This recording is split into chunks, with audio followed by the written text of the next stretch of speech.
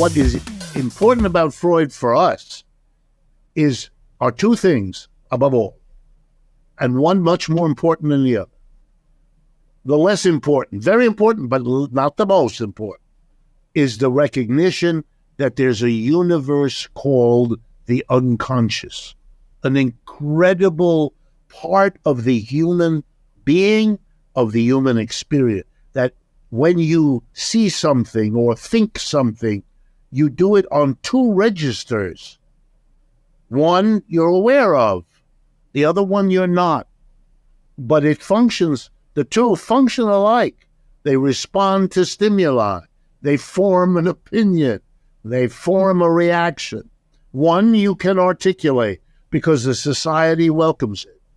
But the other one you can't because the society doesn't want it, starting with your mother and father, upon whom you depend literally for your life. And there's this separation. In German, the word, Freud was German, Spaltung in German, splitting. The brain splits at this early into the conscious, and it opens up an unbelievable. I love, for example, I don't know if you follow things in the art world, but there's a magnificent school of painting early in the 20th century called Surrealism. And one of the great painters is a Belgian named René Magritte. My favorite artist. My favorite too. And that's what he does. He asks the Freudian question and paints his answer. Spectacular. But here's the more important thing. For me, the most important writing of Freud is the first one, The Interpretation of Dreams, 1896. In that book is a chapter called The Dream Work. And Freud is trying to explain why the dream, you wake up and you remember you were lying on the grass, looking up through an apple tree, and a worm fell on your nose, whatever it is. Why? What in the world? How do we explain that was your dream, as opposed to you were riding on a horse and a lovely young lady jumped on the horse with you, or whatever other, what? And he uses a word, and the word in English, I only know, it's funny, I don't remember the German. I can figure it out, but in English, overdetermination. As in mathematics, if you have more equations and you have variables, you have a problem. Work this out. Well, it has a completely different meaning in psychology, but he talks about how all the environment, everything in the environment produces that dream.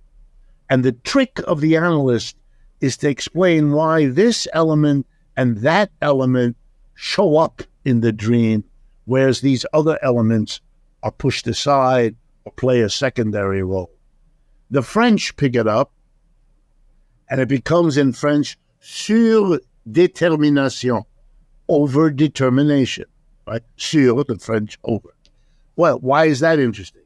Because three of the greatest Marxist theorists since Marx, the Hungarian Georg Lukács, I don't know if these names mean anything to you, the French communist Louis Althusser, a philosophy professor, and Sartre, a French icon, right? So Sartre, Althusser, Lukács, there are others, Gramsci in Italy also. They pick up this idea, over-determination. And if you ever have an opportunity, and if you're interested, I'll be glad to tell you, you take a look at my work and the work of the people I work with. It's all about over-determination is what Marxism in the 21st century will be founded on.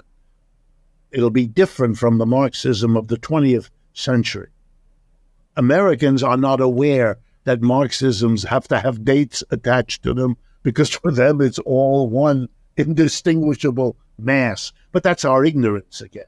If you go to Europe, they'll know exactly. When I go to European conferences and I talk about the difference between this Marxism and that, they all They know because it's part of their universe. Here in the United States, I have to explain everything to people who don't want to learn it. So it's a different story. But the psychology is there.